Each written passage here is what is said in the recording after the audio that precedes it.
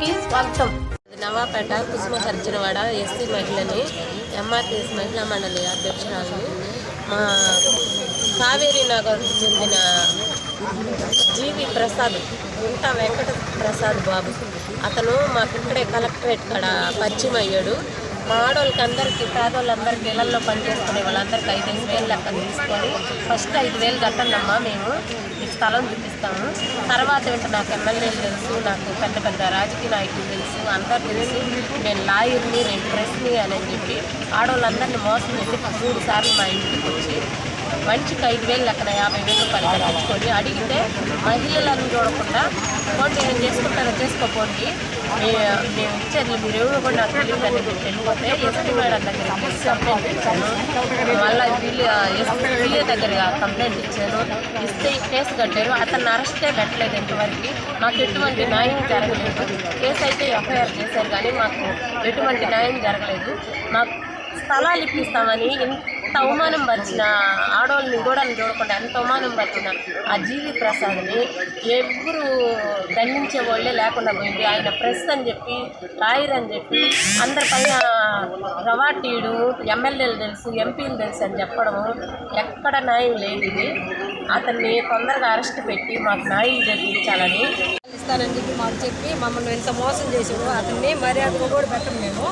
అతను ఏం చేయాలో అది చేపిస్తాం మేము. ఇంతవరకు అసలు ఆ కేసే తీసుకోవాలి. వాళ్ళు కేసు తీసుకొని ఎఫ్ఐఆర్ అయింది. అతను పట్టియాలి కదా, అరెస్ట్ పెట్టలేదు. కలెక్టర్ కాడికి వచ్చి అర్జీ పెట్టుకున్నాము. కలెక్టర్ గారే మాకు న్యాయం చేయాలి.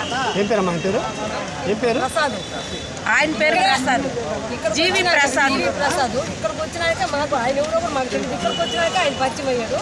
మా కాడ 5,000 కొట్టి 10 మంది ఇచ్చారు. స్థలం ఇచ్చిన తర్వాత 20,000 కట్టమన్నాడు. 20,000 కడితే మీకు స్థలం ఇస్తామని చెప్పాడు. అతను మీరేదో ఒక న్యాయం చేసి మాకు న్యాయం చేయాలా. ఇక్కడికి వచ్చాం, కలెక్టర్ ఆఫీస్కి వచ్చాం పన్నుండి. అక్కడ పరిచయం అయ్యాడు. నువ్వు ఇల్లు స్థలాలు ఇస్తాను, జీవన్ ప్రసాద్ అన్న జీవి ప్రసాద్ 5,000 అప్పుడు కట్టండి, ఇల్లు స్థలం చూపిస్తాను, కట్నం చీపుకుంటే మంచికి 20,000 కట్టండి అని అన్నాడు. కట్నం కూడా ఒకసారి మళ్ళీ ఎందుకు కట్టుకుంటారు, డబ్బులు ఇప్పిస్తారని చెప్పి చూపించుకుంటానే ఉన్నాడు. ఒకరోజు బట్టలు కట్టిస్తే వచ్చాడు. ఇవి అడిగిన దానికి ఇవి ఆడ అనకుండా నెట్టేసి వెళ్ళిపోయాడు. ఏమన్నా నెట్టేసి మీకు ఇచ్చిన చోటు తీసుకో, ఏం చేస్తావు చేసుకోవాలి. సరేలన్నా మాకు ఎక్కడ న్యాయం చెప్తే అక్కడికి వెళ్ళి మాట్లాడుకుంటాము అని చెప్పి పోలీస్ స్టేషన్కి వెళ్ళి అక్కడ కేసు కట్టారు, అద్దె కట్టారు. కానీ అసలు మనిషిని పిలిపిట్లే. నా గురించి ఎంక్వైరీ చేస్తున్నాడు. మళ్ళీ అదేమంటే పిలిపిస్తానని చెప్పి అక్కడ కూర్చోబెట్టి అక్కడెక్కడ ఉంటే అక్కడ పిలిపిని కూడా పిలిపిట్లే వాళ్ళు. నాకు ఎక్కడ న్యాయం జరుగుతుంది అని చెప్పి ఇక్కడ కొంచెం కలెక్టర్ వచ్చి అర్జీ రాసిచ్చాను. ఇక ఆ సారే మాకు గుర్తు తీయాలి.